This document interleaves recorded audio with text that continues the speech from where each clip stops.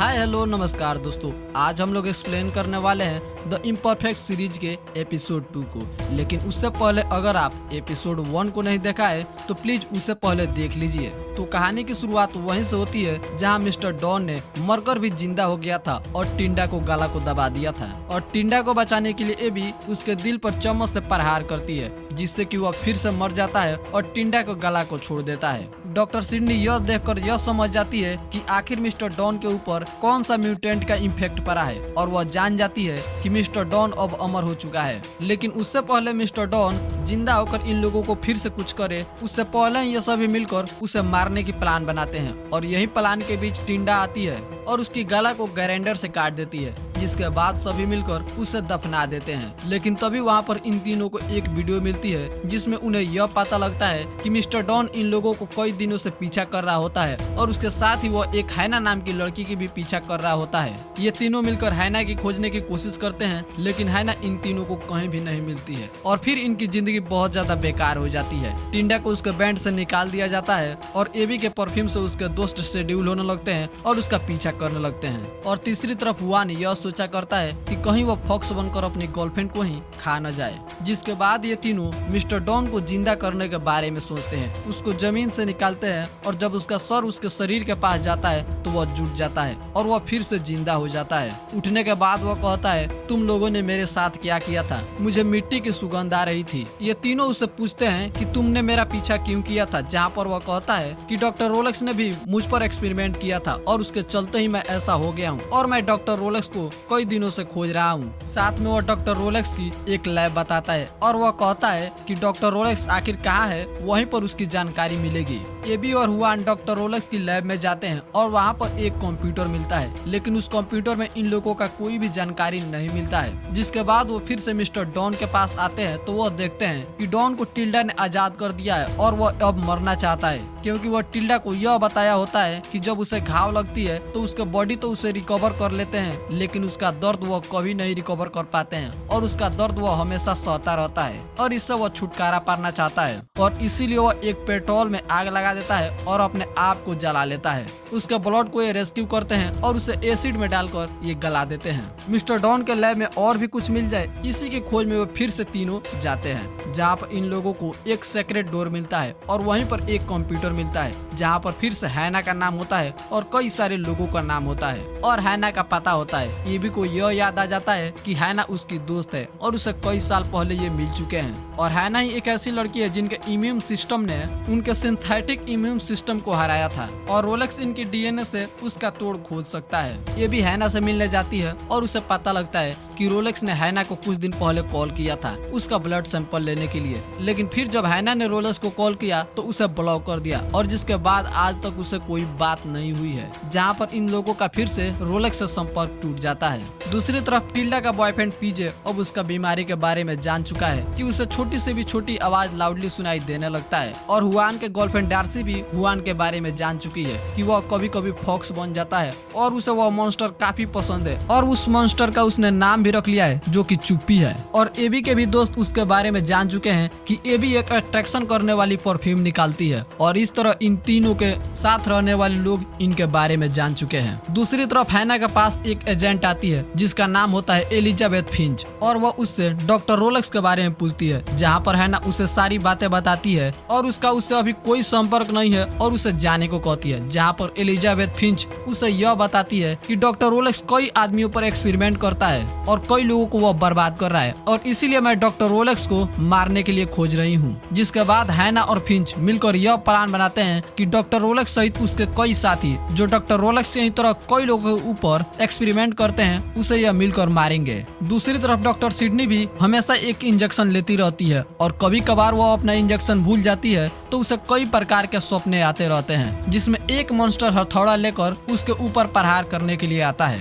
दूसरी तरफ हैना और फिंच मिलकर डॉक्टर रोलेक्स के साथ काम करने वाले एक डॉक्टर को मार देते हैं। एबी के पास एक कॉल आता है जो कि मैक्सवेल का होता है, और मैक्सवेल भी इन लोगों की तरह ही अपने जीवन से परेशान होता है, और वह भी डॉक्टर रोलेक्स के एक्सपेरिमेंट का शिकार होता है, और इन दोनों के बीच बात होती है कि डॉक्टर रोलेक्स मैक्सवेल के ब्लड सैंपल को लेने के लिए आ रहा है। मैक्सवेल इनसे कहता है कि डॉक्टर रोलेक्स के आने से पहले तुम लोग मेरे घर कल आ जाओ, जिसके बाद हम डॉक्टर रोलेक्स का हिसाब किताब करेंगे। ये भी इस बात की जानकारी अपने दोस्तों को देती है और मैक्सवेल के घर पहुंचने के पहले वो डॉक्टर सिडनी से मिलने के लिए जाते हैं, जहाँ पर डॉक्टर तीनों को एक एक गिफ्ट देती है। एबी को वो एक ऐसा स्प्रे देती है जिससे कि वो उसके परफ्यूम को काट सकता है। मैक्सवेल को एक वॉच देती है जिससे कि वो फॉक्स बनने से पहले उसका ब्लड सर्कुलेशन देखकर उसे बता देगा, और टिंडा को वो एक हेडफोन देती है जिससे कि उसे बाहरी आवाजें काफी धीमी सुनाई देने लगेगी। लेकिन टिंडा वो अपना गिफ्ट नहीं लेती है और वहीं पर रहकर ये तीनों वहाँ से चल देते हैं। मैक्सवेल को हम देखते हैं जो कि 2 डॉक्टरों से मिला होता है और इन लोगों को आने से पहले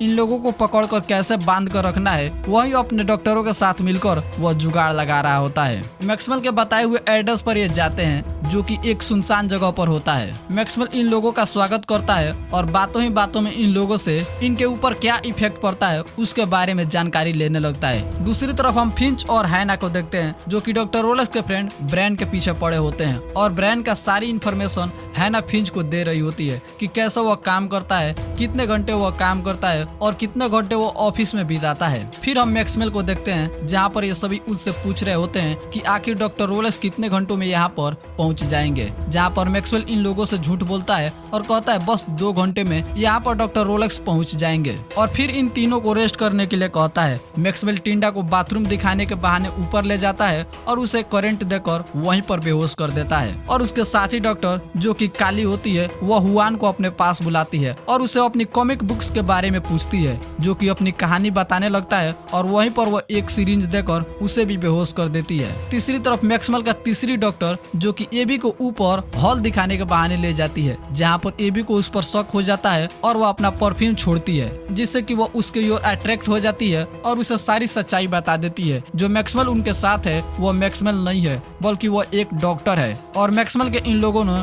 कब का ही मार दिया है। साथ में यह भी बताती है कि वे तीनों डॉक्टर है और वे एक ग्रुप से जुड़े हुए हैं, इन लोगों पर रिसर्च करेंगे और लास्ट में उस ग्रुप को उन्हें यह बेच देंगे जिससे कि इनके करोड़ों की आमदनी हो जाएगी। ये भी वह सिरिंज उस डॉक्टर को खुद को लेने के कहती है और वह डॉक्टर ऐसा ही करती है और बेहोश हो जाती है। ये भी वहाँ से बाहर निकलती है और वहाँ से भाग जाने के बारे में सोचती है, लेकिन फिर वह कहती है ये दोनों मेरे दोस्त हैं और इन लोगों को बचाना मेरा कर्तव्य है और इन लोगों को बचाने के लिए फिर वहाँ पर आ जाती है। वहाँ पर आने के बाद वह इधर उधर काफी जगह घूमती है जहाँ पर उसे ओरिजिनल मैक्सवेल की लाश मिलती है जो कि एक जलपारा होता है और वह कब का ही मर चुका होता है। फिर वह एक हथौड़ा को लेकर आगे बढ़ती है, लेकिन फिर पीछे से मैक्सवेल उसके ऊपर करंट देता है और इस तरह वह भी यहाँ पर पकड़ी जाती है। दूसरी तरफ हम फिंच और हैन को देखते हैं जो कि डॉक्टर ब्रैन के इंतजार में होती है कि कब ब्रैन यहाँ पर आए और वे दोनों उसे मार दे। ब्रैन आता है और वो अपने ऑफिस में जाता है और अपनी कॉल पर बातें ही कर रहा होता है, तभी वहाँ पर फिंच पीछे से आती है और ब्रैन से बातें करने लगती है